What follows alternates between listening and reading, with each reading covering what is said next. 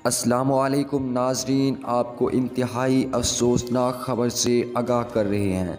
सियालकोट में होने वाले जलसे में इमरान खान ने इंतहाई अफसोसनाक ख़बर से अपने कारकुनों को आगाह किया और बताया कि मुल्क में मेरे ख़िलाफ़ मुझे कत्ल करने की साजिशें हो रही हैं।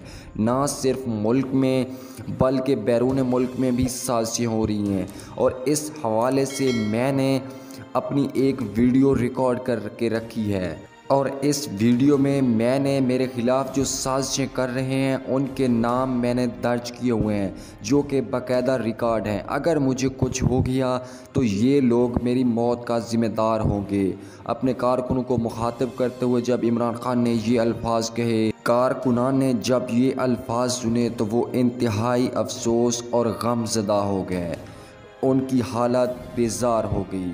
कप्तान ने उनको हौसला दिया और कहा कि ऐसा कुछ नहीं होने वाला। अगर हंगामी सूरत हाल में किसी ने मेरे ख़िलाफ़ ऐसी कोई घटिया हरकत की तो आप लोगों ने पूरे पाकिस्तान में एक बार बताना है कि कोई इस मुल्क से गया है और इसके नताइज संगीन होंगे और उसका ज़िम्मेदार वो ख़ुद होगा। बाकायदा मैंने वीडियो में उन नामों को मेंशन किया हुआ है और बाकायदा रिकॉर्ड की हुई वीडियो में उन सब के नाम वाज़ेह तौर पर मैंने बताए हुए हैं।